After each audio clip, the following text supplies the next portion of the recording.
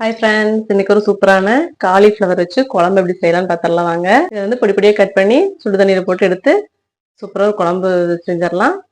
இது வந்து பார்த்தீங்கன்னா சாப்பாடு, சப்பாத்தி, தோசை எல்லாத்துக்குமே வந்து தொட்டுக்கிற மாதிரி இருக்கும். இதுக்கு பார்த்தீங்கன்னா சின்ன வெங்காயம், பூண்டு ஒரு 4 பல்லு, அது கூட ஒரு 5 தக்காளி, அப்புறம் காலிஃப்ளவர் வந்து பொடி பொடியாக கட் பண்ணி எடுத்துக்கலாம். வாங்க எப்படி செய்யணும் பார்த்துடலாம்.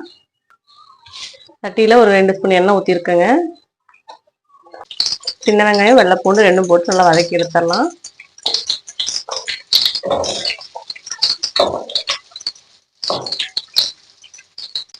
வெங்காயம் பூண்டு வந்து ஓரளவுக்கு வதங்கும் போதே நம்ம வந்து கருவேப்பிலை சேர்த்துக்கலாங்க.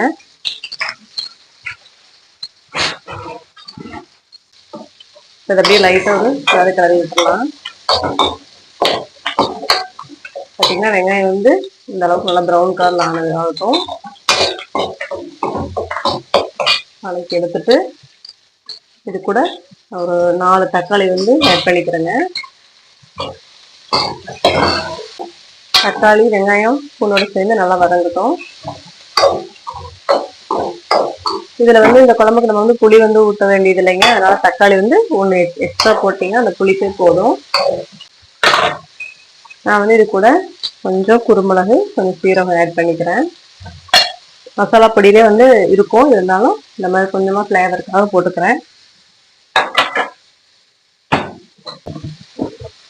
இது கூடவே முழுமல்லி வந்து கொஞ்சமா போட்டுக்கலாங்க.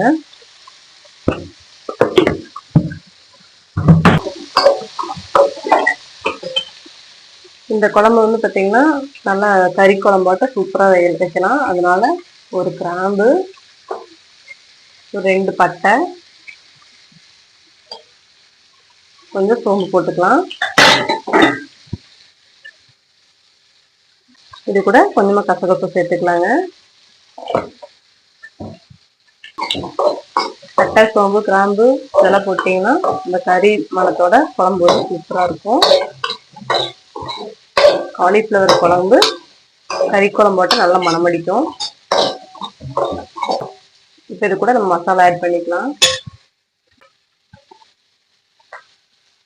மல்லி 1 ஸ்பூன் போட்டுக்கிறேங்க. 1.5 ஸ்பூன் போட்டுக்கலாம். இது கூட வரமிளகாத்தூள் ஒரு 1/2 ஸ்பூன்.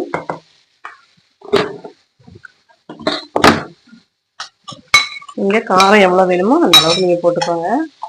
இது கூட வீட்டில் அரைச்ச குழம்பு மிளகாய் தூள் போட்டிருக்கிறேங்க. ஒரு 2 ஸ்பூன் போட்டிருக்கேன். அவ்வளோதாங்க. லைட்டாக வந்து அப்படியே வதக்கி விட்டுட்டு ஆறுனது நம்ம மிக்ஸியில் அரைச்சிட்டு வந்துடலாம்.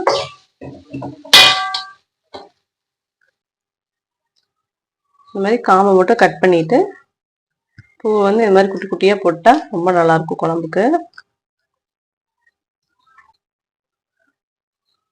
வாங்க இப்போ நம்ம இதை அப்படியே சுடுதண்ணிக்குள்ளே போட்டு எடுத்துடலாம். அப்போ இந்த ஃப்ளவருக்குள்ள இருக்கிற குட்டி குட்டி புழு இருந்தாலும் அது வந்து இதாயிரும். இப்போ மறுபடியும் நம்ம பச்சை தண்ணியில் போட்டு நீட்டாக கழுவி எடுத்துட்டு குழம்புல வைக்க ரெடி பண்ணிடலாம். இப்போ குழம்புக்கு தேவையான அளவு மசாலா வந்து அரைச்சிட்டு வந்தாச்சுங்க. இப்போ நம்ம காலிஃப்ளவர் வந்து ரெடி பண்ணிடலாம். தண்ணி வந்து ஓரளவுக்கு சூடாயிடுச்சு. நான் வந்து ஸ்டவ் ஆஃப் பண்ணிட்டேன். இது கூட நம்ம இந்த ஃப்ளவர் சேர்த்துக்கலாம். ரொம்ப வந்து தண்ணி கொதிக்க வைக்க வேண்டிய தேவையில்லைங்க. ஓரளவுக்கு சூடான மட்டும் போதும். பார்த்தீங்கன்னா சுடுதண்ணியில் போட்டு ஒரு 2 நிமிஷம் ஆயிடுச்சு. நம்ம இதை அப்படியே வடிச்சு எடுத்துட்டு வந்துடலாம். தண்ணியும் ஓரளவுக்கு வடிச்சு வச்சுங்க. இது கூட நம்ம பச்சை தண்ணி கலக்கிடலாம். பச்சை தண்ணி கலக்கிட்டு இந்த மாதிரி நல்லா ஏதாவது அழுக்கு இருந்தாலும் அதில் போயிடும்.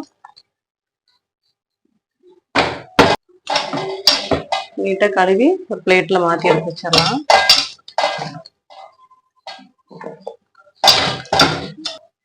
எண்ணெய் காஞ்சிட்டே கொஞ்சம் கடுகு சேர்த்துக்கலாங்க. இப்போ கடுகு பொரிஞ்சிடுச்சு. கொஞ்சமாக கருவேப்பிலை போட்டுக்கலாம். இது கூட நம்ம எடுத்து வச்சிருக்க காலிஃப்ளவர் ஆட் பண்ணிக்கலாம். இப்போ காலிஃப்ளவர் உள்ள போட்டாச்சுங்க. எண்ணெயிலே வந்து லைட்டாக அப்படி வதக்கி எடுத்துடலாம்.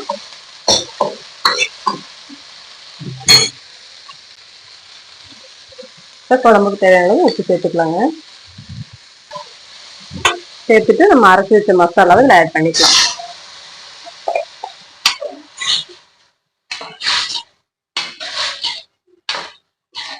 இப்போ மசாலா வந்து காய்க்குள்ள ஊற்றியாச்சு.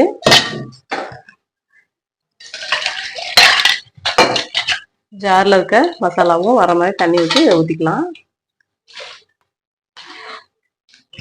இப்போ உப்பு காரத்தோட சேர்ந்து ஃப்ளவர் வந்து நல்லா வெந்து வரட்டுங்க. ஒரு 10 நிமிஷம் நல்லா கொதிச்சுதுன்னா குழம்பு வந்து ரெடி. இந்த குழம்பு பார்த்தீங்கன்னா சப்பாத்தி, இட்லி, தோசை, சாப்பாடு எல்லாத்துக்குமே வந்து மேட்ச் ஆயிரும். சூப்பராக இருக்கும் சாப்பிட்றதுக்கு. இப்போ நீங்கள் தேவையான அளவு தண்ணி ஊற்றிக்கலாம் குழம்புல. இப்போ நல்லா கொதிச்சு வரட்டுங்க. இப்போ பார்த்தீங்கன்னா ஒரு 10 நிமிஷம் ஆயிடுச்சு. குழம்பு வந்து நல்லா கொதிச்சு வர ஆரம்பிச்சிருச்சுங்க. எண்ணெயெல்லாம் பிரிஞ்சு மேலே வந்துடுச்சு. வாசமும் பார்த்தீங்கன்னா சூப்பராக இருக்குது. இப்போ நம்ம குழம்பு வந்து ஆஃப் பண்ணிட்டு வேற பாத்திரத்துக்கு மாற்றிக்கலாம். ஓகே ஃப்ரெண்ட்ஸ், சூப்பரான காலிஃப்ளவர் குழம்பு நமக்கு சூப்பராக தயாராகிருச்சு. நீங்களும் இதே மாதிரி வீட்டில் ட்ரை பண்ணி பார்த்துட்டு எப்படி இருக்குன்னு கமெண்ட்ஸ் சொல்லுங்க. உங்களுக்கு பூஜா ஸ்ரீனிவாஸ் சேனல் பிடிச்சிருந்தா மறக்காம சப்ஸ்கிரைப் பண்ணிக்கோங்க. நாளைக்கு இதே மாதிரி இந்த வீடியோல பார்க்கலாம்.